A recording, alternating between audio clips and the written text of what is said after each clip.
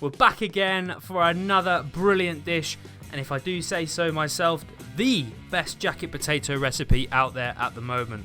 Give yourself plenty of time to cook this. It's ridiculously easy, budget friendly and a belly pleaser, but trust me, we'll get those potato skins nice and crispy with this recipe. Head over to your recipe card to see everything that you're going to need to cook this meal.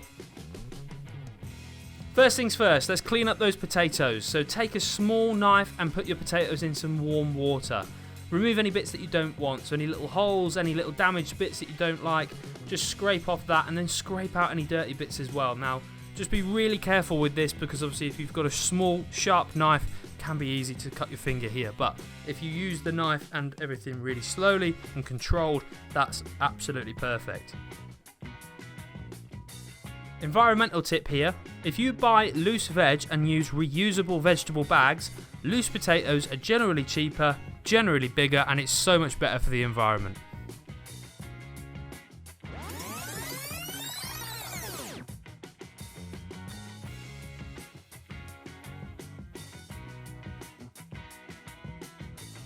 Now, once we've cleaned those up, leave the potatoes in the water and stab a few times with your knife, but be careful. If you're still new to using a knife or less confident, then probably use a fork because it's much less likely to slice your finger. Now, I've done this before, I don't recommend it, so just take your time.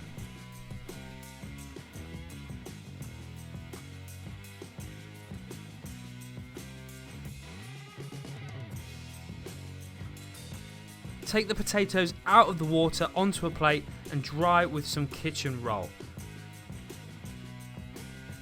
Now the slightly damp kitchen roll we want to keep because we're going to put that on top of the potatoes when we put those in the microwave. It basically saves you a lot more cleaning later on because the potatoes will spit.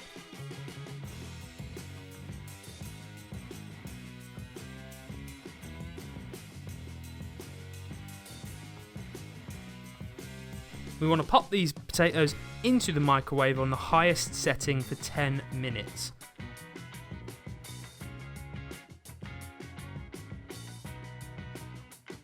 Meanwhile, take out your foil and pull out 4 equal sized pieces.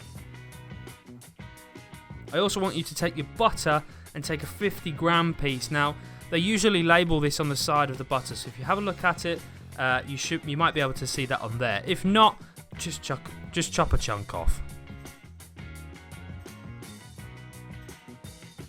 Place that in a microwave safe jug. Now that's really important. Make sure it is microwave safe. When we hear that ping, remember the plate is going to be hot, but take that out and use a fork to help you to flip these potatoes over. Now pop these back in for another 5 minutes on the same setting. At this point, you can preheat your oven. We're looking for 200 degrees.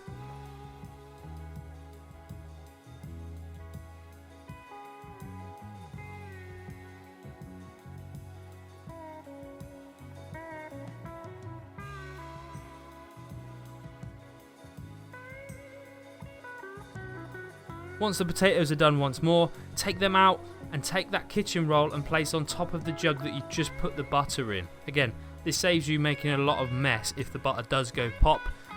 But when we are melting the butter, we're going to do that in the microwave, but we're going to do it on a low setting.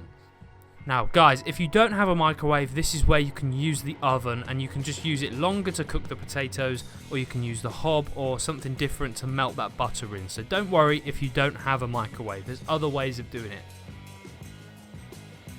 Here we go. Once that butter is melted, lay out your pile of tinfoil pieces and have your roasting tin ready. Have your potatoes, some salt and pepper and your butter all in the same place. Sprinkle some salt and pepper onto that top layer of tin foil. Place the potato right in the middle and drizzle roughly quarter of that melted butter onto the potatoes.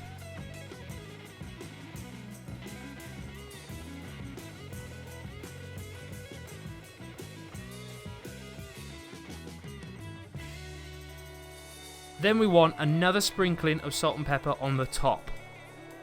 Fold the tin foil around the potato quite tightly and place that in your roasting tin. Repeat that for the rest of your potatoes. Save that jug for later.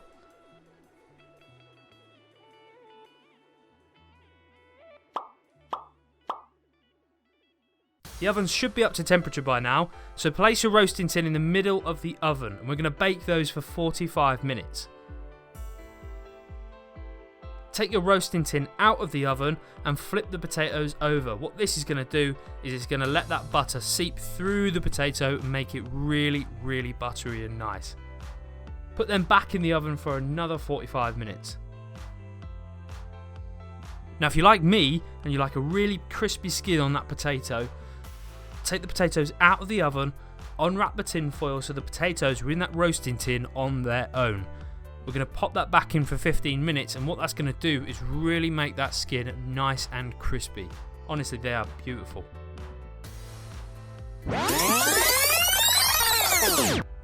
Meanwhile, whilst your potatoes are in there crisping up, if you don't want them too crispy, you can do this slightly earlier on. Prepare your tuna in a bowl with some mayonnaise and your beans by putting them in the jug that we used earlier on with the butter. Just saves you on some washing up. Now we're ready to serve, so take a potato, pop it on the plate and cut it in half. There's no need to add more butter because honestly it'll have all seeped into the little gaps that we made earlier.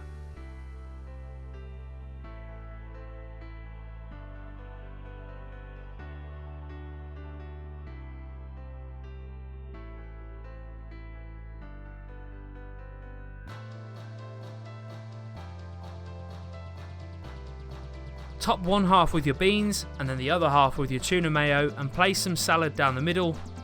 Grate some cheese over your beans. I put some on the tuna as well. And there you go, you're all done. Apart from the washing up and cleaning down. This is such an easy win in terms of budget and full bellies. There's nothing better than a crispy potato skin.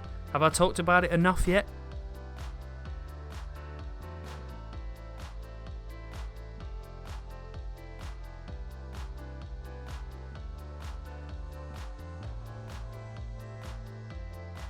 If you're cooking a chili, save some and put some to one side because the next time you cook these potatoes, just chuck that on top instead of the beans or the tuna. Honestly, it's an absolute winner. Remember to turn that oven off and there we go, we're all done. A big thank you to Betty's and Taylor's Family Fund for funding this project and the Two Ridings Community Foundation for administrating it.